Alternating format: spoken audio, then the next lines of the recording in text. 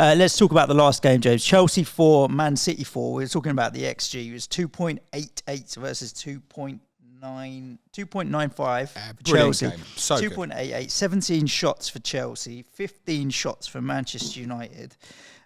Between the two of them, 10 big chances in the game. 5 right? each. It was an astonishing game. Both missed 2 and scored 3. Basketball almost. Brilliant. Quality. And then you've got like Reece James's free kick that the keeper's saving. Sanchez getting down to his left for the Haaland. 9 times out of 10, Haaland's going to bury that. And this is me having just...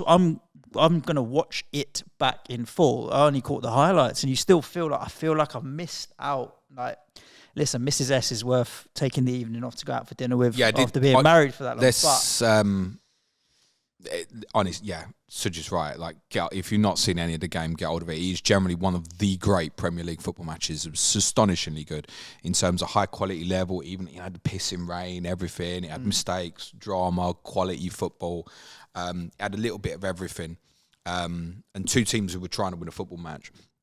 And I think Chelsea especially were particularly brave and particularly deserve credit off the back of obviously what they did last Monday as well. And I think, perception, we talk about the kind of changing on Tottenham, Newcastle. I would have sat here openly and said a couple of weeks ago, I can't see Chelsea finishing above Tottenham. What Chelsea now have to do, obviously, is show consistency against the crap. Has been part of the problem. But as much as we've mentioned other teams who've had injuries, and I know Manchester United fans always want to go, well, you've got injuries. Yeah, great. Well done. You're beating Luton 1-0. You should anyway with whatever team you've got. Chelsea have also obviously had injuries and they are coming back fit. And there is a game changer about to join their team in the next couple of weeks as well. Is he his fit? name is Christopher Nkunku. Is he fit? And he's going to go straight on radar, mate. The thing with Chelsea as well. You talk about they've got to beat the shit. Well, they've still got Newcastle, Brighton, Man U. So 3... But are these fixtures now bad? Well, I'll tell you what I saw a lot of talk of Newcastle yesterday. away is St James's. It's not going to be easy. But Brighton at home, they're not in great shakes. Man United away, it's still not going to be easy. But like, say a Parma, for example, if you're putting 5.1 into Parma, I think that's all right. But it's already switched where from the Tottenham game at the start point, you'd have gone, that is a really rough 5 fixtures with Tottenham and Newcastle away. And the timing, the way it's worked out to now have what obviously happened to Tottenham in that game and now what's been happening with Newcastle in terms of the injury front, that is not as bad as it was. Going to Manchester United, also got their injuries, not as bad. Brighton, I mean, what question is, do they have Europe? If Brighton have got Europe the week before, it's game week 14? Yeah. So it's they'll have Europa on the Thursday and then Chelsea on the Sunday. So that's not as bad anymore. So a lot of my point being is, and I've looked at this absolutely in my plans. At Alkmaar, they are. No, they're not. AEK, Athens. AEK. Yeah. You sure? Before, Not Marseille at home first. No, Marseille at home's before Arsenal away. It's AEK away for Brighton. Okay. I feel like that might be wrong, by the way. Okay, that's your spreadsheet. Yeah, it is my spreadsheet, but I feel like that might be wrong. It might be the wrong way around. In any case, they play on the Thursday before playing Chelsea. I've forgotten my point now. Well, Chelsea's fixtures are not as tough as sorry. That's what I was going to say. So I've looked at plans at things like Saliba to Reece James. That was the exact one I mentioned on the stream I did on Friday about looking at Saliba to Reece James in game week 16, which is the start of Chelsea's really good 5-game stretch themselves, which is sort of Everton away, Sheffield United at home, Wolves away, which ironically is in the blank, and I mean, they're obviously doing really well against some of the really good teams in the league. And then there's 2 more very good fixtures for Chelsea in 19 and 20 as well. And then I think it might have the reverse against Man City, or there's a difficult fixture anyway in 21, I think. In any case. I can tell you in 21, Chelsea play Liverpool. Oh, no, okay. Fulham at home is 22 is the difficult game. Liverpool away. Okay. So there's a good run of fixtures anyway from 16, certainly. So Saliba to Reece James, Gabriel to Reece James, is absolutely fine. One of the things I was thinking is 16 the start of this run? So many people looking at problems with defensive players in 13. Well, Newcastle might not rock up with much of an attack in 13. Now, listen, it's Newcastle at St James's Park. It's still a tough game. But with Brighton afterwards and then Manchester United, maybe this run is starting earlier than we think. That's the only point to make here. Reece James is 5.3. That's a joke. And look, price he's for only Reece just James. made it past 60 yesterday, and they're obviously treading very carefully with him. But it is also only one game a week at the moment. Now, with Reece James, similar to what I'd said about kind of Liverpool 14 to 16, if you look more and you need it, Chelsea 18 to 20 have the same sort of thing. They play Wolves on the Sunday, then they have the midweek game against, I want to say it's Crystal Palace, maybe on the Wednesday night, and then I think they go to Luton on the Saturday lunchtime. They do. So same thing, like there's not going to be that many Chelsea players who are going to play all three of those games. And in Reece James's case, that's a near certainty that he won't play all those three games. So you have to factor that sort of thing in your thinking. However, for people like me who are dead ending in to 18, I don't need to worry beyond that Wolves game, the first one of that, right? I could even come back to him. I could go a Brentford player for a couple of weeks and come back to, or something like that, if the double happens. But my point being is, the next defensive move I look to make may be Chelsea. It may be earlier. So it depends what you're getting rid of. But I think there's a consideration to be had there. Obviously, in terms of clarity, Colwell missed out yesterday with a shoulder problem that we think is minor. So we couldn't be too sure at this stage in terms of first choice on the centre-backs. I actually thought Mark Cucurella was really good. There was a number of Chelsea players yesterday who had, I thought, their best game for Chelsea. What's your views on the penalty? Which one? Haaland. Not a penalty. Yeah, because he's pulling, it's a bit of 50-50. Haaland pulls in first. Yeah, it's 50-50 for me, and I thought it was harsh. But it's the second time it's happened now with City where they've been given a penalty. It happened against Man United, right? Where you're like, you see it happen week in, week out. Why is it given for them?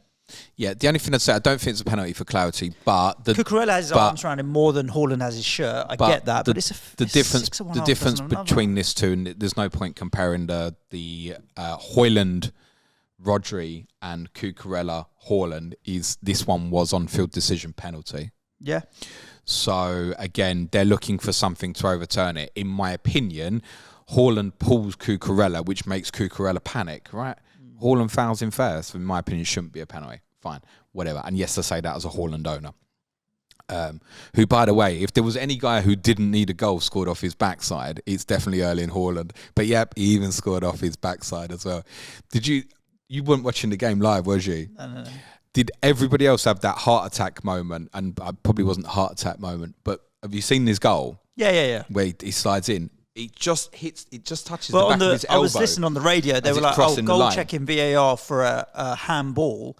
And even the commentators were like, well, it's kind of gone off his groin, but then has it touched his elbow? But was he already in the net by the time it touched his elbow? He was already behind the line, yeah, but it looked like it looked like it just about touched his elbow, I think, before it crossed the line, was my opinion. The way they described it was like, it's so chaotic, you can't disallow that goal. Honestly. You can't disallow that goal. Do you know what I hope happened there? A bit of common sense prevailed, because there's no doubt that the ball is going into the goal anyway, and Haaland is gaining no advantage here, right? He's trying to get out of the way. The ball is going in the net anyway. I hope, that's what I really hope happened. I hope they saw it and went, yeah, do you know what? It does touch his elbow. Actually, sod that. We can't disallow this goal. I hope that common sense happened. Not that it happened on the Haaland penalty incident before. I thought Cucurella was great. Raheem Sterling as well. I was outstanding. It was his best game I'd seen him have for Chelsea. I was hugely impressed with Cole Palmer at Tottenham last week, to the extent that I'd kept saying I'd go a Dinger over Palmer. That game made me change my mind, watching Palmer live and going, oh my God, what a talent. And I know there's he's the new Penandes, isn't he? He's a penalty merchant.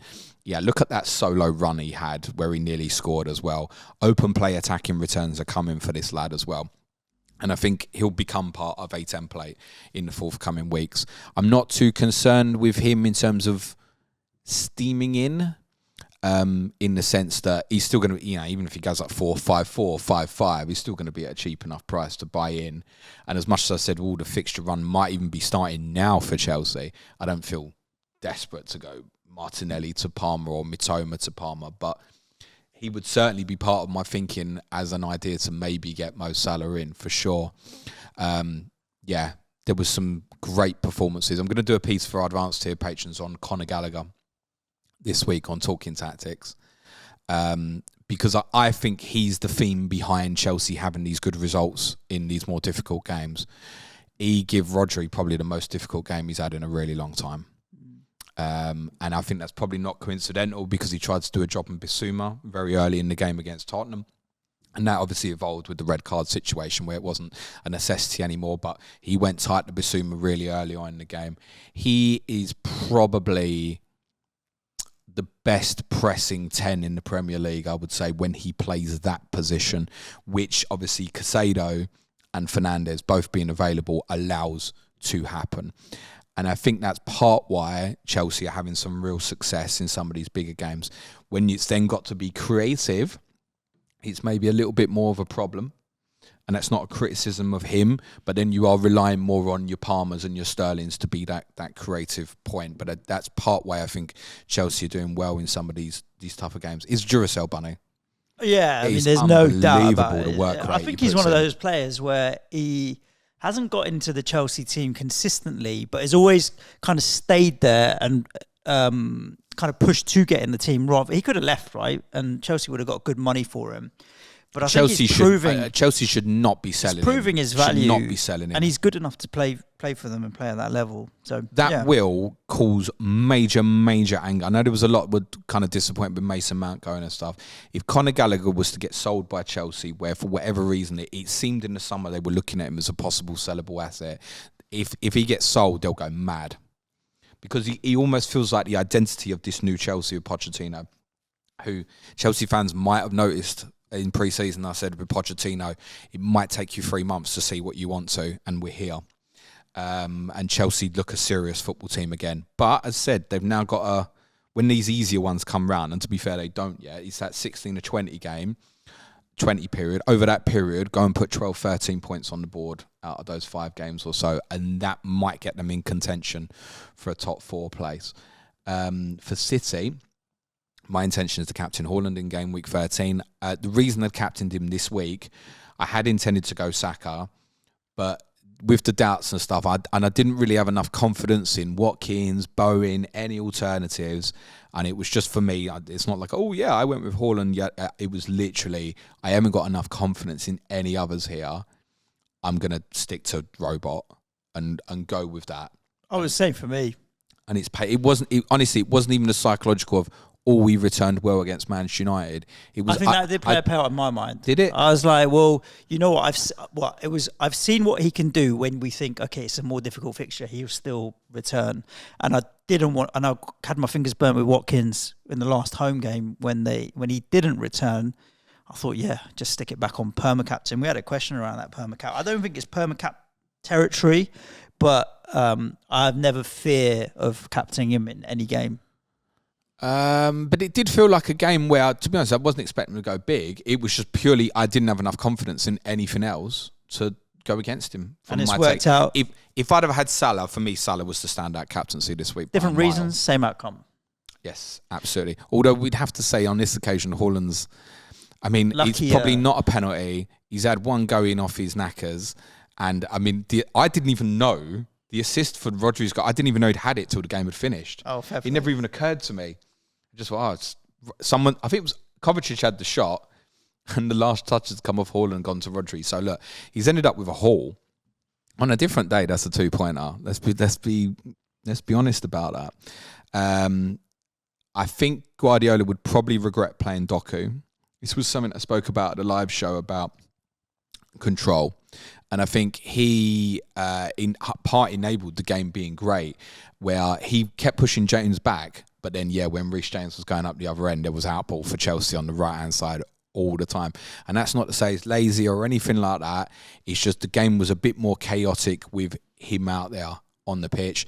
I thought Phil Foden, particularly first off, was really good. Really unlucky not to return as well. As said, it was a difficult game for Rodri and City defensively, basically because Chelsea were just absolutely at it.